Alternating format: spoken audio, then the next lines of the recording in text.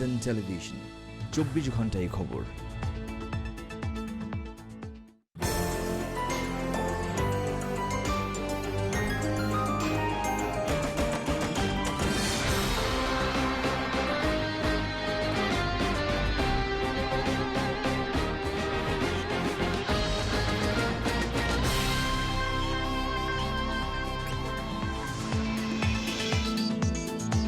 করোনায় metro rail সহ 7 mega প্রকল্পের অগ্রগতি ব্যাহত, কাজের গতি বাড়িয়ে দ্রুত বাস্তবায়নের আশা।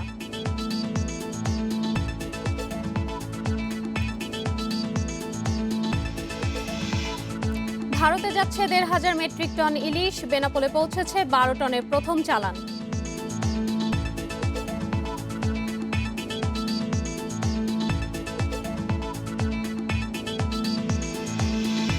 বাংলাদেশ থেকে আবার ইন্টারনেট নিতে চায় ভারত, আমদানির আগে বকেয়া পরিশোধের আহ্বান।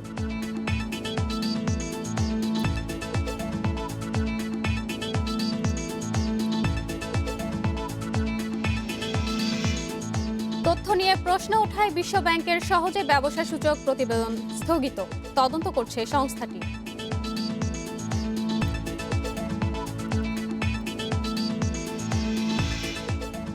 আমন্ত্রণ অর্থনীতি সারাদিনের সাথে আছে আমি ইসরাত সুমা। শুনছিলেন শিরোনাম, জানাবো বিস্তারিত সংবাদ। করোনার প্রভাবে সরকারের অগ্রাধিকার প্রকল্পের গতি কমেছে, এতে বাড়ছে ব্যয়ের বোঝা।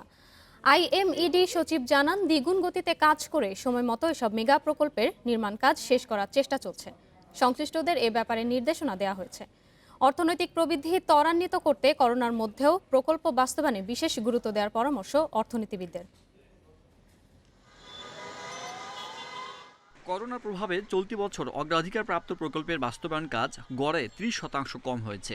কারণ এসব প্রকল্পের ঠিকাদার, প্রকৌশলী সহ শীর্ষ পর্যায়ের বেশিরভাগই বিদেশি নাগরিক। আবার প্রকল্পের নির্মাণ সামগ্রীর বড় অংশ আসে চীন সহ অন্যান্য দেশ থেকে। মেগা প্রকল্পগুলোর মধ্যে সবচেয়ে বড় পদ্মা সেতু, নির্মাণ কাজের অগ্রগতি 90% বেশি। তবে করোনার কারণে পুরোপুরি স্বাভাবিক কাজ শুরু না হওয়ায় নির্ধারিত 2021 সালের মধ্যে বাস্তবায়ন সম্ভব হবে না। পদ্মা সেতু রেল সংযোগে অগ্রগতি 33%।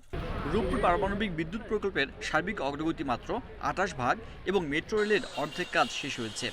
রামপাল বিদ্যুৎ কেন্দ্রের নির্মাণ অগ্রগতি প্রায় 55%। অর্থনীতিবিদরা বলছেন, উপকারভোগীদের দ্রুত সুবিধা দিতে বেশি অগ্রগতির প্রকল্পগুলো আগে শেষ করতে হবে। প্রায়োরিটাইজেশনটা খুব ইম্পর্টেন্ট, যে এই যেগুলো ফাস্ট ট্র্যাকে আছে তার মধ্যে কোন প্রকল্পগুলো আগে শেষ করতে পারলে অর্থনীতির উপকার হবে এবং সরকারের উপর খরচের বোঝাও কমবে দ্রুত শেষ করতে পারলে, এবং কোন প্রকল্পগুলোর বাস্তবায়ন অনেক অ্যাডভান্স স্টেজে চলে গেছে, যেমন ধরেন পদ্মা সেতু, এটাতে তো বাস্তবায়ন ফিজিক্যাল প্রগ্রেস অনেক হয়েছে। এ পর্যন্ত 7টি মেগা প্রকল্পে খরচ হয়েছে 1,06,572 কোটি টাকার বেশি, যা মোট ব্যয়ের প্রায় অর্ধেক, আর গড় অগ্রগতি 44%। সাজ্জাদ হোসেন, ইন্ডিপেন্ডেন্ট নিউজ, ঢাকা। এ বিষয়ে আরো জানাতে বার্তা কক্ষ থেকে যোগ দিচ্ছেন সহকর্মী সাজ্জাদ হোসেন। সাজ্জাদ, করোনা মহামারীর মধ্যেও সময় মতো মেগা প্রকল্পের নির্মাণ কাজ শেষ করতে চাচ্ছে সরকার, কি কি পদক্ষেপ নিচ্ছে সরকার এ বিষয়ে? জি, আপনি জানেন যে করোনার প্রভাব কিন্তু সব ক্ষেত্রেই পড়েছে, বিশ্বের বিভিন্ন দেশে যেরকম পড়েছে বাংলাদেশেও সেরকম পড়েছে, এবং মেগা প্রকল্পগুলো কিন্তু তার বাইরে নয়। অর্থাৎ সবগুলো মেগা প্রকল্প বাস্তবায়নের ক্ষেত্রেই কিন্তু করোনার একটি নেতিবাচক প্রভাব পড়েছে। তবে এর মধ্যেও কিন্তু আবার কিছু কিছু মেগা প্রকল্পের কাজে প্রভাব পড়লেও সেই প্রভাবের পরিমাণ খুব বেশি না, অর্থাৎ কম প্রভাব পড়েছে। তার মধ্যে যে দুই একটি প্রকল্পের কথা বলতে পারি, যে রূপপুর পারমাণবিক বিদ্যুৎ কেন্দ্র এবং মেট্রো রেল, এই প্রকল্পগুলো কিন্তু করোনার মধ্যেও কাজ একেবারে থেমে যায়নি, অর্থাৎ গতি কম হলেও কিন্তু কিছু কিছু কাজ কিন্তু চলমান ছিল। পরিকল্পনা মন্ত্রী বিশেষ করে এই দাবিটি করেছেন যে রূপপুর পারমাণবিক বিদ্যুৎ কেন্দ্রে কিন্তু করোনার মধ্যেও কাজ হয়েছে। অন্যদিকে মেট্রো রেলের কাজের ক্ষেত্রেও কিন্তু মেট্রো রেল কর্তৃপক্ষ দাবি করেছে যে তাদেরও কাজ পুরোপুরি বন্ধ ছিল না, কিছু কিছু কাজ কিন্তু সেই করোনার মধ্যেও চলছে। এবং এখন কিন্তু অনেকটা কাজের গতি আসছে, অর্থাৎ এই প্রকল্পগুলোর সাথে সংশ্লিষ্ট যে প্রকৌশলী কিংবা পরামর্শক কিংবা অন্যান্য যে কর্মকর্তা এই প্রকল্পের সাথে সংশ্লিষ্ট দেশের বাইরে, তারাও কিন্তু অনেকেই যোগদান করেনি এবং এবং অনেকে যোগদান করেছে। তবে করোনা পরবর্তী সময়ে এখন কিন্তু কাজের যে গতিটা থেমে গিয়েছিল বা কম হয়েছিল, এখন কিন্তু সেই গতিটা আবার কিন্তু ফিরে আসতে শুরু করেছে। এখন আমরা সাধারণত গত কয়েক বছর ধরেই দেখছি যে মেগা প্রকল্পগুলোতে কিন্তু সরকার বেশি গুরুত্ব দিচ্ছে, কারণ এই অবকাঠামোগুলো উন্নয়ন হলে অর্থনীতিতে গতি আসবে, সেজন্যই কিন্তু এই প্রকল্পগুলোতে গুরুত্ব দেওয়া হচ্ছে। এবং সেক্ষেত্রে এখন নতুন করে বিশেষ করে পরিকল্পনা কমিশন থেকে প্রকল্পগুলো সঠিকভাবে কাজ হচ্ছে কিনা, প্রকল্পগুলোর অগ্রগতি পর্যবেক্ষণের জন্য কিন্তু উদ্যোগ নিয়েছে বিশেষ করে সাজাদ, সংশ্লিষ্ট আপনাকে ধন্যবাদ।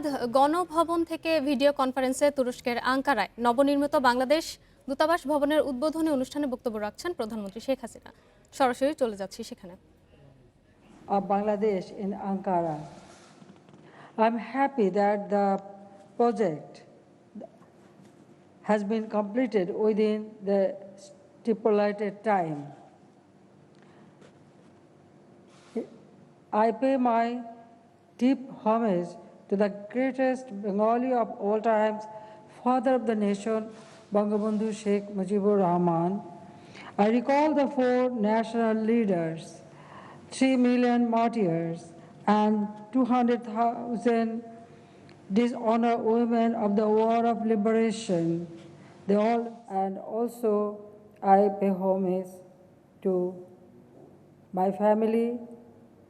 In 1975, 15th of August, my father, my mother, my 3 brothers, my 2 sisters-in-laws, and other family members, including 18 members of my family, been brutally killed. I remember all of them, especially my mother, Begum Fazilatul Nisa.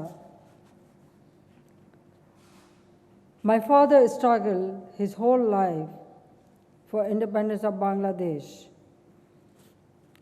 He not only dreamed of a prosperous Bangladesh, he also dreamed of a world free from poverty, hunger, and conflict. He laid emphasis on global peace and security for the sake of human welfare. His dictum, I quote, "Friendship to all, malice to none," unquote, has been the bedrock of our foreign policy. Excellencies, Bangladesh attaches great importance to its relations with Turkey. As we celebrate this historic milestone in our relations, I fondly recall my visit to Ankara at the invitation of the then Prime Minister and now President of Turkey, His Excellency Mr. Recep Tayyip Erdogan, on 30th April 2012.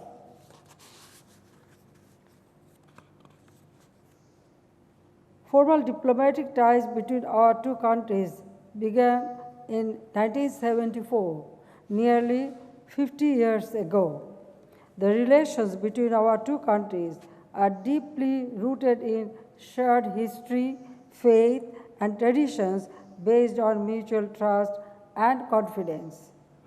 Bangladesh is keen to take forward its ties with Turkey for the bilateral benefits of the 2 peoples. Ladies and gentlemen, it took less than 2 years to complete the construction of the embassy building with the help of the Turkish as well as Bangladesh authorities concerned.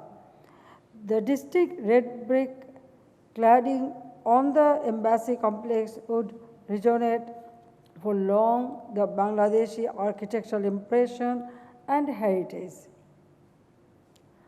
I am happy to know that the spacious complex has all facilities along with a beautiful auditorium. It proudly hosts a bust of the father of the nation, Bangabandhu Sheikh Mujibur Rahman, and a Shahid Minar. To achieve Vision 2021 and 2024, Bangladesh is set to expand its global outreach by establishing many more diplomatic offices. This permanent embassy complex is in Ankara is a testimony to the priority Bangladesh attaches to boost further its friendship with Turkey. The recently built Turkish embassy building in Dhaka also demonstrates the same sentiment.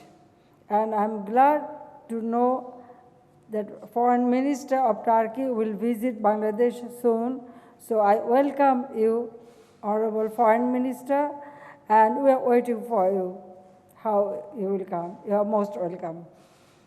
I hope the formal opening of the Turkish embassy building in Dhaka also would happen soon with the kind presence of the Foreign Minister, and I'll be glad if the President comes to Bangladesh. I also extend my invitation to the President of Turkey to visit Bangladesh. Please convey my regards to the Honorable President and the First Lady, because I remember when this Rohingya people took shelter in Bangladesh, the First Lady, I think she was the first one, visited Cox's Bazar, as well as Foreign Minister, you also with her. So I extend my invitation to both of them. We are celebrating our Father of the Nations, 100 years birth centenary. So I'll be very happy if you can come to this time, then we can celebrate together. Ladies and gentlemen, the world is passing through a difficult time due to the COVID-19 pandemic. The pandemic battered the health systems and the economies of most of the countries across the world. In Bangladesh, we have successfully been able to contain the spread of the virus. At the same time, our timely and appropriate measures and stimulus packages have also been able to minimize the disastrous effects of the deadly disease. We have so far announced a set of COVID-19 recovery package worth $13.25 billion, equivalent to 4.03% of our GDP.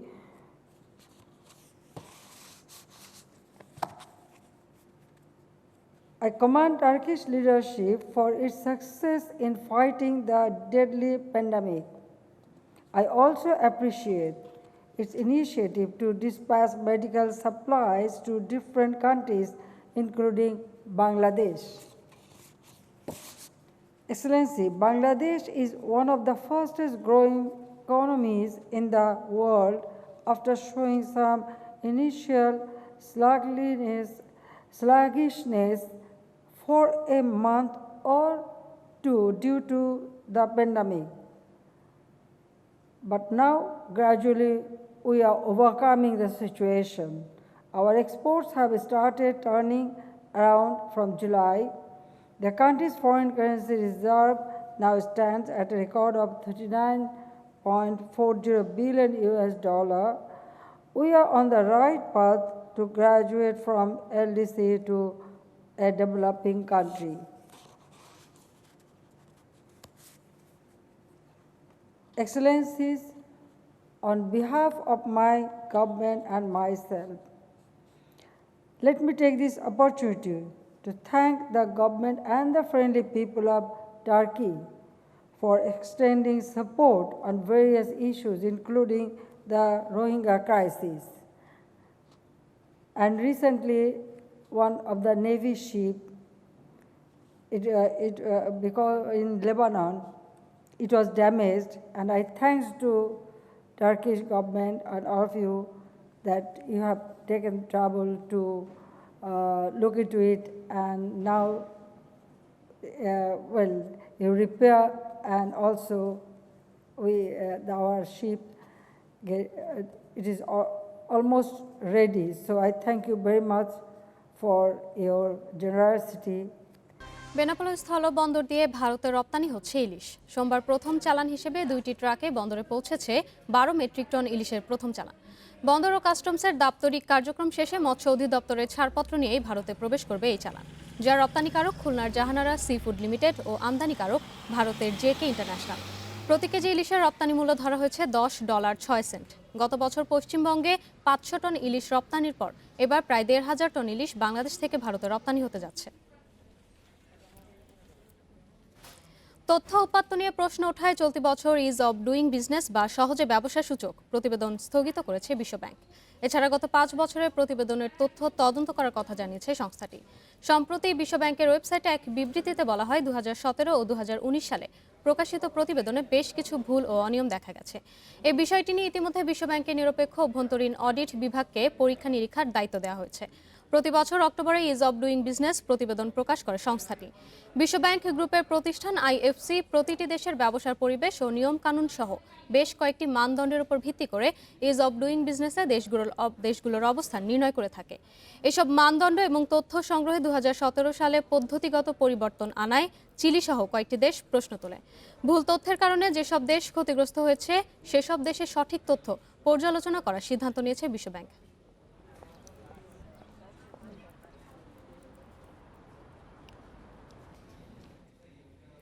এবারে share বাজারের খবর। আগের দিনের বড় উত্থানের পর সামান্য মূল্য সংশোধন হয়েছে দেশে 2 শেয়ার বাজারে। এই সময় ডিএসইতে সামান্য কমেছে সূচক ও লেনদেনের পরিমাণ। পাশাপাশি দর কমেছে হাত বদল হওয়া 49 ভাগ প্রতিষ্ঠানের। সোমবার ঢাকা স্টক এক্সচেঞ্জে প্রধান সূচক ডিএসইএক্স 1.91 পয়েন্ট কমে অবস্থান করছে 5092 পয়েন্টে। এছাড়া গত কার্যদিবসের চেয়ে 180 কোটি 77 লাখ টাকা কমে আজ মোট হাত বদল হয়েছে 1148 কোটি 95 লাখ টাকা। আজ লেনদেন হওয়া 356টি কোম্পানি ও মিউচুয়াল ফান্ডের মধ্যে দর বেড়েছে 143টির এবং কমেছে 175টির। এছাড়া অপরিবর্তিত রয়েছে 38টি প্রতিষ্ঠানের শেয়ার দর। এদিকে চট্টগ্রাম স্টক এক্সচেঞ্জে সার্বিক সূচক কমেছে 4.53 পয়েন্ট। লেনদেন হয়েছে 39 কোটি 2 লাখ টাকার শেয়ার।